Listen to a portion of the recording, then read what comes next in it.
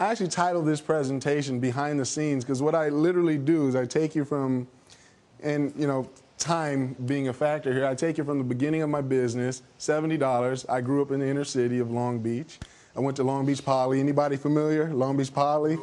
Football, you guys know. I went to Long Beach Poly. I grew up right there in the hub, many things I could have gotten myself into, and I started this company.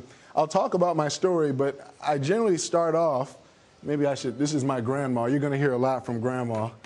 I talk about grandma all the time. I generally start off by saying, though, well, Jermaine, you're 24 years old. What can I learn about making money on the internet from you? My kids are your age. You can't even rent a car yet, right? You can't. You're barely over the legal limit. You barely can drink. There's a lot of things you can't do. What can you show me about making money? So I generally start with my story. I was your kid at the age of 8 years old.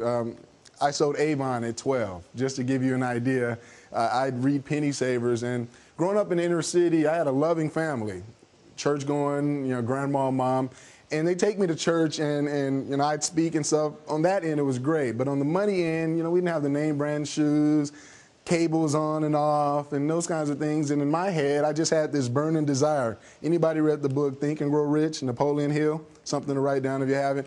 I didn't know what that meant, but I had that burning desire at the tender age of 8, 9. I mean, I was in this club called Olympia Sales Club, and that's where I knocked on neighbors' doors and got them to buy candles and stationary cars, make $2 an item. Anybody heard of that by any chance? Back in the day, your kids did it. Olympia, you did it? I did it. Really? And I knew network marketing back then. Okay, if Olympia was giving me $2 of sales, I figured I could get all the other kids around the neighborhood and pay them 50 cents or $1 a sale, and I'd be like the big, Mr. Wallace, I guess, And my grandma would clean out the little closet. I mean, we had like a 2-bedroom closet, probably no bigger than this corner here, just so that I could put my little kindergarten desk in there, literally. Probably we got it from the school when they were giving away desks, and my little TV, and I was always your businessman. Signed up for Avon. They were my guardians. They signed for it. Signed my mom in my downline, grandma in her downline. Got to work, got President's Club, and you guys are grinning, but every single one of you would have been my customer. I was good. You wouldn't have been able to say no to me. I mean, I had the pink ribbon. I mean, I had it all together. I knew Persuasion, another book to write down, Robert Cialdini, Influence. I had all of that down. Now that I read that book and kind of think about it, reciprocity, commitment and consistency, all those things that I read now that I just kind of marvel. And one thing led to another, prepaid legal, I did stationery, I was the president of my school, all these kinds of things. And it was all just to change my outcome. I figured maybe I could be the one to change my family. And finally, I considered my passion. I'd been playing piano, and I could hear a song on the radio, and I could play it. It took practice, but I could hear the chords naturally. I knew if they were happy, sad, or otherwise. Parents would get me to teach their kids, and soon I had about 5 students paying me $10. Well, the parents were paying me $10 a lesson.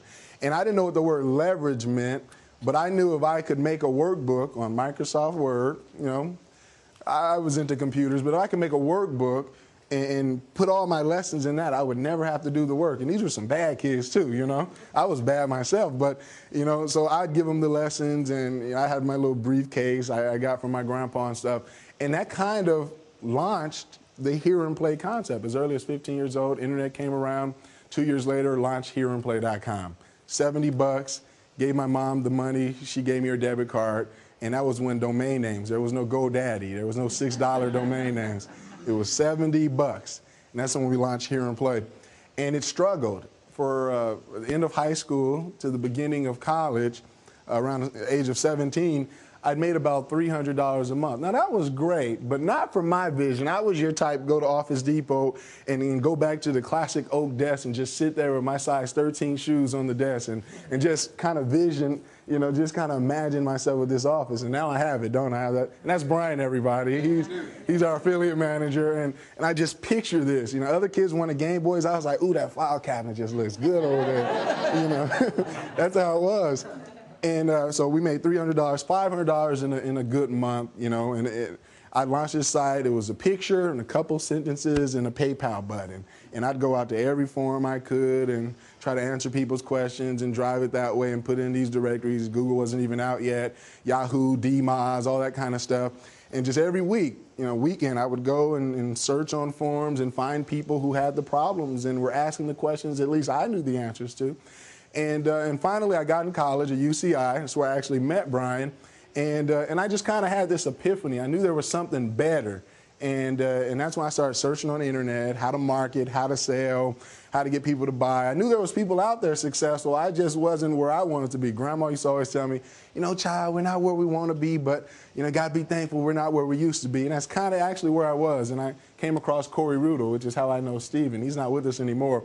But I devoured his course. I mean, all the internet marketing stuff maybe we take for granted, and I'll go over it, but sales pages and long copy and persuasion and pay-per-clicks and affiliate programs and autoresponders and back-end products and merchant accounts and all these things that I didn't know back then became new. And everything I added to my business, I remember the day. It was March 2nd, 2002, in the dorm room. My roommate, he probably thought, I don't know what he thought, but I changed my site around. I had about 700 people on my mailing list, so I wasn't really emphasizing getting leads, which I'm going to talk about today. And overnight, I changed my 4 sentences and 1 picture of my course into a sales page. And some of you are familiar with the sales page model. I don't know if you do this long sales page model and things like that. Okay, and it's a form of internet marketing. And I changed it, and overnight, March 2nd, I woke up to $575 in sales. Now, I had a choice to make. Do I go to psychology class, or do I go to Office Depot and wrap these books, buying these books? Needless to say, I went to Office Depot, and I returned that night with $1,100 in sales, and that was the life changer. That was when my heart, just imagine. I never made more than $300 to $500 in a month, and here I was in one day, $1,100 just by changing. This was not more visitors. This was not more traffic at this point. This was not even a lot of the technology and stuff I added later. This was changing one key component of my site, and it was going from a few sentences to a long sales page with an attention-pulling headline and things like that. I'll talk about that.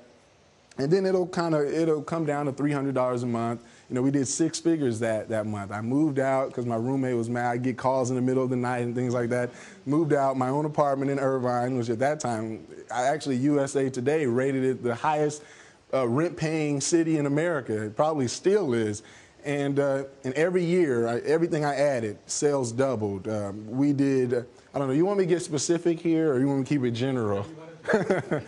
Just to give you some numbers, maybe 2002, we did about $200,000. Now, for me, I went crazy. That was good money. That was rich from where I come from, The next year, we actually doubled. The more I added, we did $400,000 in 2003. 2004, we did about $575,000. You came in 2005. We were about an $800,000 company or something like that. 2006, we did $1.2 million. Now we're on track to do about $1.4, coming out with a jazz course, and I'll cover all of these kinds of things. So it's been a journey. And I'm here to show you, honestly, I didn't have VC capital. I didn't have, up to a certain point, I didn't have a certain kind of mentor. It was just me. So if I can do it, I'm not the type to say everybody can go out there and do it because I did it, but you have a great chance if somebody like me, who didn't have a lot of resources and background could get on the internet and do that. So that's my story.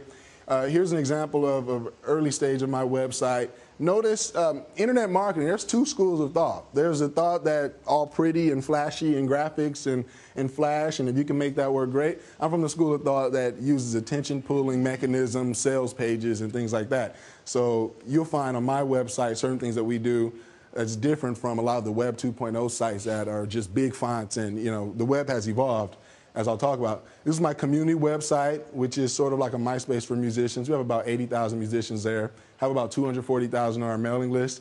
Here's our gospel product selling website. One thing about me is I picked a particular niche. I didn't try to be everything to everybody.